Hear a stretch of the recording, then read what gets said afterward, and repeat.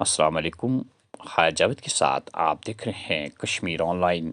7 جون 2024 بمطابق 29 ذی 1445 ہجری بروز جمعہ۔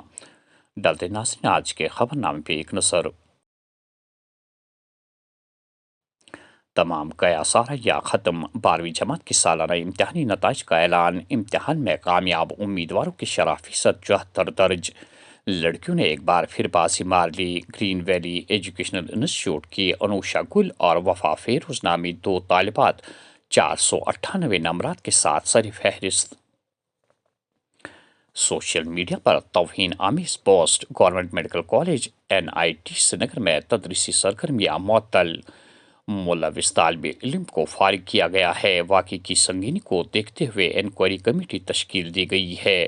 پولیس نے بھی کیس درج کر لی ہے۔ عوام سے اشتعال انگیز اور بے بنیاد افواہوں کو پھیلنے سے گریز کرنے کی تاکید۔ کالج حکام کشمیر میں کسی بھی طبقہ کے مذہبی جذبات کو ٹھیس پہنچانے کی اجازت نہیں دیں گے۔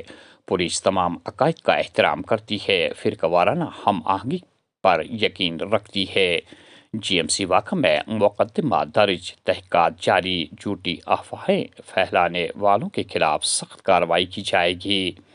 IGP کشمیر۔ پولیس تمام مذاہبوں سے وابستہ سبھی معاملوں کے بارے میں نہ صرف حساس ہے بلکہ مذہبی معاملات کا مکمل احترام بھی کرتی ہے، اور ان معاملات میں جن کا تعلق لا اینڈ آرڈر سے ہوتا ہے اور بھی زیادہ سینسٹیو یا مخلص رہتی ہے، اور ہم کسی بھی طور پہ اس بات کی اجازت نہیں دے سکتے کہ کوئی فرد یا اشخاص کسی بھی مذہب یا فرقے سے وابستہ عقیدوں اور معاملات کو نقصان پہنچانے کی کوشش کرے۔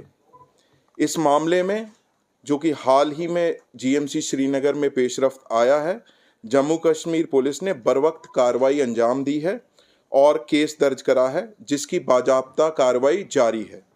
میں آپ کی وسادت سے عوام کو یہ پیغام بھی دینا چاہوں گا کہ کچھ چند شر پسند عناصر کے پھیلائے رومر یا مسچف سے باخبر رہیں اور کوئی بھی افواہ کو نہ پھیلائیں۔ اگر کوئی بھی اس کی خلاف ورزی کرتے ہوئے پایا گیا اور law and order related issue کو انجام دیا گیا تو جموں کشمیر پولیس اس پہ سخت سے سخت قانونی کارروائی بھی کرنے میں قاصر نہیں ہوگی۔ وادی میں خراب موسمی صورتحال جاری۔ شبانہ ہلکی بارشوں سے درجہ حرارت میں کمی۔ شمالی کشمیر کے کئی علاقوں میں بعد از دوپہر شدید ژالہ باری۔ میوہ باغات اور کھیتوں میں نقصان۔ 8 جون تک موسمی صورتحال میں تبدیلی کا کوئی امکان نہیں، محکمہ موسمیات کی پیشن گوئی۔ ادھر اطلاع کے مطابق سرحدی ضلع کپوارہ میں اس وقت سنسنی اور خوف و دہشت کا ماحول پھیل گیا جب جمعرات کی سپہر موسم نے کروٹ بدل لی، جس کے ساتھ ہی شدید ژالہ باری کا سلسلہ شروع ہوا۔ معلوم ہوا ہے کہ کپوارہ کے متعدد گاؤں میں ژالہ باری کی وجہ سے کڑی فصلوں، میوہ باغات اور سبزی باغوں کو ناقابل تلافی نقصان پہنچا ہے۔ ذرائع نے بتایا کہ ژالہ باری سے میوہ باغات بشمول سیب کے باغوں کو 50% نقصان پہنچا ہے۔ مقامی لوگوں نے بتایا کہ 10 منٹ تک جاری رہنے والی ژالہ باری کی وجہ سے زمین پر 1 انچ سفید چادر بچھ گئی۔ دراصل مقامی لوگوں نے متعلقہ محکمے کو فوری طور نقصان کا تخمینہ لگانے کی خاطر ٹیمیں بھیجنے کا مطالبہ کیا ہے۔ کل ضلع گاندربل کے دریائے سندھ میں ایک غیر ریاستی سیاح تصویریں کھینچتے ہوئے پیر پھسلنے کی وجہ سے ڈوب گیا۔ جب مقامی پولیس تک خبر پہنچی تو فوراً SDRF ٹیم سمیت وہ جائے وقوع پر پہنچے اور SDRF ٹیم نے تیز بہاؤ والے دریا میں بڑی مستعدی کا مظاہرہ کر کے مذکورہ سیاح کو بچا لیا۔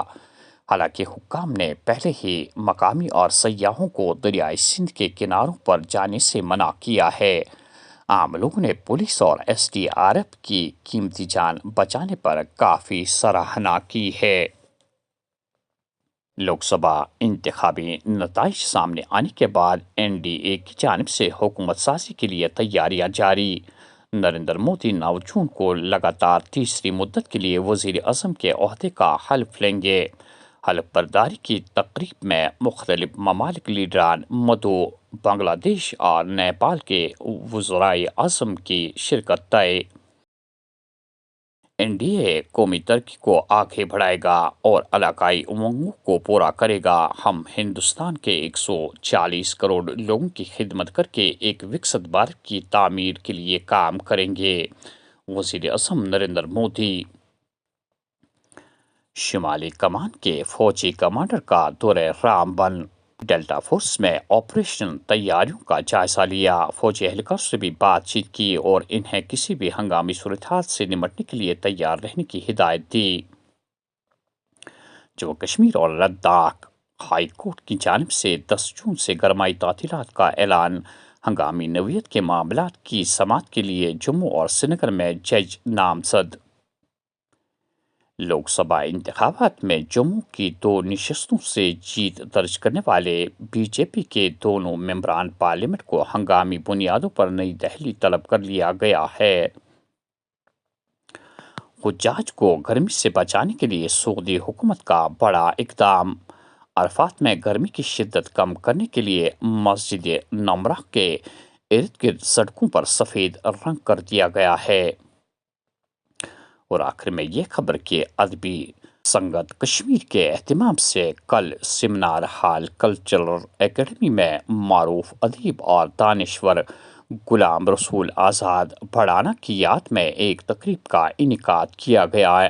تقریب کی صدارت ظریف احمد ظریف نے کی، جبکہ سابق سیکرٹری کلچرل اکیڈمی ڈاکٹر رفیق مسعودی، سابق ڈائریکٹر دوردرشن کیندر غلام الدین طاہر، کلچرل اکیڈمی کے سینئر آفیسر ڈاکٹر فاروق انوار مرزا، سابق SSP غلام حیدر بھڑانہ، معروف براڈ کاسٹر عبدالحمید کسانہ اور قاضی محمد شفیع بھی ایوانی صدارت میں موجود تھے۔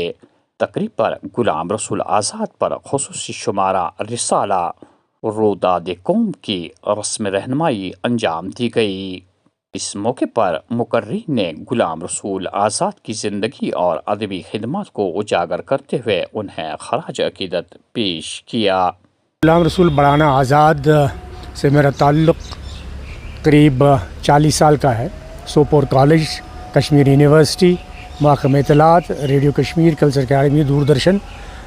ان کے انتقال 29 فروری گئے سال ہوئی، لیکن ایک ایسا ثانیہ تھا کہ جو صرف گوجری ادب کا ایک نقصان تھا، بلکہ مجھے لگتا ہے کہ مشتاق احمد یوسفی کے بعد اردو میں مزاح اور طنز میں ان کی قلم بہت زوردار تھی، بہت زبردست تھی۔